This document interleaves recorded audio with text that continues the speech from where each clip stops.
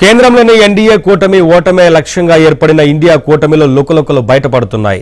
అవకాశం వస్తే ప్రతిపక్ష కూటమికి తాను సమర్థంగా నేతృత్వం వహిస్తానని పశ్చిమ బెంగాల్ ముఖ్యమంత్రి మమతా బెనర్జీ ప్రకటించడంపై విపక్షంలో భిన్న స్వరాలు వినిపిస్తున్నాయి. దీదీకి ఆ బాధ్యతలు అప్పగించడంపై కాంగ్రెస్ నుంచి తీవ్ర వ్యతిరేకత వ్యక్తమవుతోంది. మరోవైపు ఆమెకు సమాజ్వాదీ పార్టీ, శివసేన, యూబీటీ నేతలు మద్దతు తెలుపుతున్నారు. దీంతో కూటమిలో గందరగోళ వాతావరణం నెలకొంది.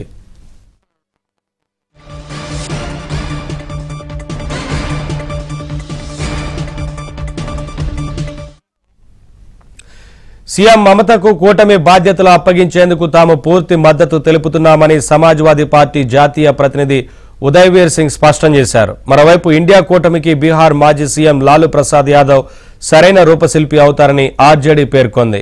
ఇండియా కూటమిలో టీఎంసీ అధినేత్రి ప్రధాన భాగస్వామి కావాలని కోరుకుంటున్నట్లు శివసేన, యూబీటీ నేత సంజయ్ రౌత్ అభిప్రాయపడ్డారు. ఈ విషయంపై మమతా బెనర్జీతో చర్చలు జరిపేందుకు త్వరలో కోల్కతా వెళ్తామని వెల్లడించారు.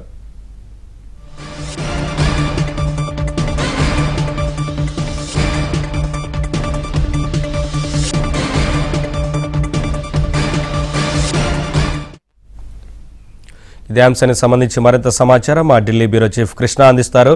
కృష్ణ, మమతా బెనర్జీని ఇటు విపక్ష కాంగ్రెస్ ఏమో వ్యతిరేకిస్తోంది, మరో ఇద్దరు పార్టీలకు సంబంధించి మద్దతు తెలుపుతున్నట్లుగా తెలుస్తోంది కదా, ఏంటి వివరాలు? మొత్తంగా కూటమిలో ఏం జరుగుతోంది?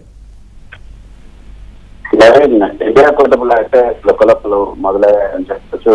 ఇండియా కూటమి అనేది ఉంటుందా ఉండదా అన్నదంటే కూడా ఇప్పుడు ప్రశ్నార్థకంగా మారిందని చెప్పచ్చు. ఇండియా కూటమిలో మొదటి నుంచి కూడా, అంటే మమతా బెనర్జీ ఇండియా కూటమిపైన మొదటి నుంచి కూడా కొంత అభిప్రాయ భేదాలను వ్యక్తం చేస్తున్నారు.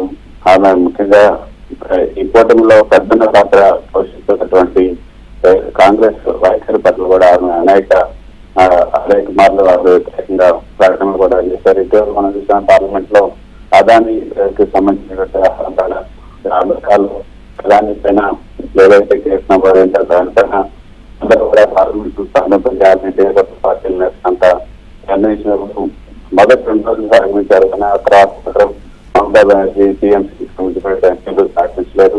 కేవలం అదాని వ్యవహారమే కాదు, దేశంలో ఇంకా ఎన్నో సమస్యలు ఉన్నాయి, పశ్చిమ బెంగాల్కి సంబంధించిన ఎన్నో సమస్యలు ఉన్నాయి. కాబట్టి వాటిపైన కూడా మాట్లాడాల్సినటువంటి అవసరం ఉంది.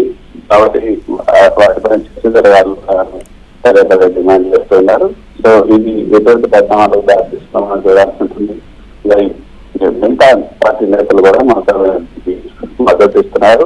కాంగ్రెస్ వైఖరి పట్ల ఇండియా కొంత లోపల మొదలయ్యాయి. మనం చూసాం మహారాష్ట్ర ఎన్నికల్లో కూడా ఎక్కువ సీట్లలో పోటీ చేసి అతి తక్కువ సీట్లలో ప్రతిపాదించినటువంటి పార్టీ ఏదైనా ఉందంటే అది కాంగ్రెస్ పార్టీని.